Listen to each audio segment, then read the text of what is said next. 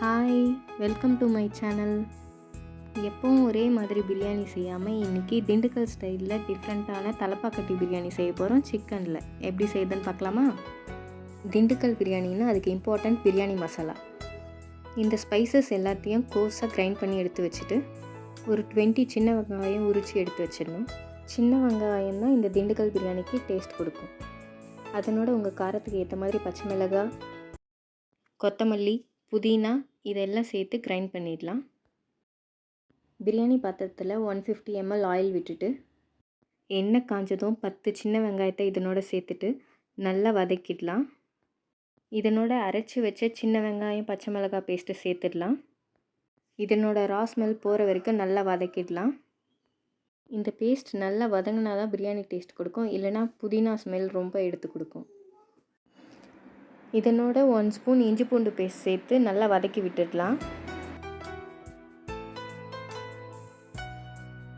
இதனோட கலருக்காக நான் மஞ்சத்தூள் ஆட் பண்ணுறேன். ஒரிஜினல் திண்டுக்கல் பிரியாணியில் மஞ்சத்தூள் ஆட் பண்ண மாட்டாங்க.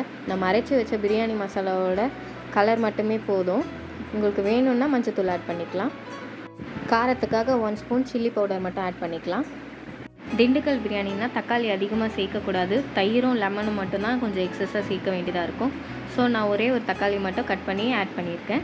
அரைச்சி வச்ச பிரியாணி மசாலா பவுடரையும் இதனோட சேர்த்து நல்லா வதக்கிடலாம்.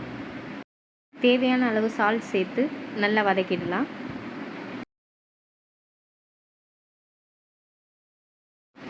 ½ kg சிக்கனுக்கு ஒரு ½ கப் கர்ட் ஆட் பண்ணிடலாம்.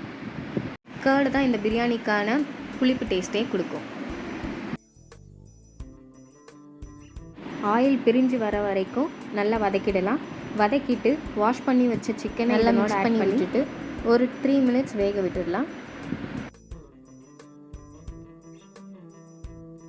இந்த மாதிரி மசாலாவில் மட்டுமே சிக்கனை குக் பண்ணும் போது தான் சிக்கனுக்குள்ளே நல்ல டேஸ்ட் இறங்கும்.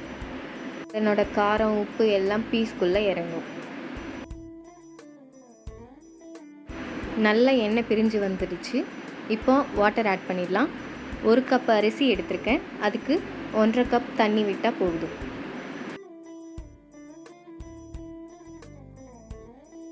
இதை ஒரு 5 minutes லிட் போட்டு குக் பண்ண விட்டுடலாம்.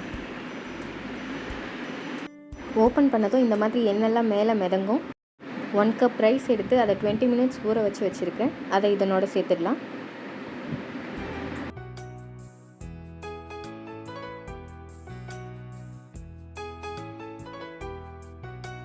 நல்லா மிக்ஸ் பண்ணி விட்டுட்டு இதை க்ளோஸ் பண்ணி 3 minutes குக் பண்ண விட்டுடலாம்.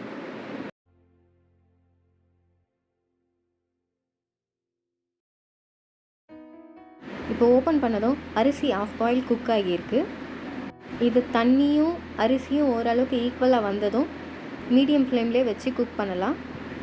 அதுக்கு மேலே ½ லெமன் பிழிஞ்சு விட்டுட்டு மிக்ஸ் பண்ணிவிட்டு நல்லா லெவல் பண்ணி விட்டுடலாம். லெவல் பண்ணிவிட்டு இதுக்கு ஒரு நேச்சுரல் அரோமா கிடைக்கிறதுக்காக வாழை இலையை இது மேலே போட்டு கவர் பண்ணிடலாம். கூடவே 1 ஸ்பூன் நெய் மேலே விட்டு க்ளோஸ் பண்ணால் எக்ஸ்ட்ரா ஃப்ளேவர் கிடைக்கும். இதை க்ளோஸ் பண்ணிவிட்டு இது மேலே வெயிட் வச்சு ஒரு 10 minutes லோ ஃப்ளேமில் வச்சு குக் பண்ணி எடுத்தால் பிரியாணி ரெடி.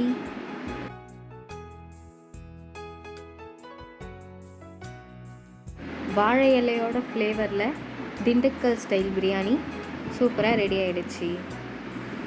உங்களுக்கு இந்த வீடியோ பிடிச்சிருந்தா லைக் பண்ணுங்கள், ஷேர் பண்ணுங்கள் அண்ட் சப்ஸ்கிரைப் பண்ணுங்கள்.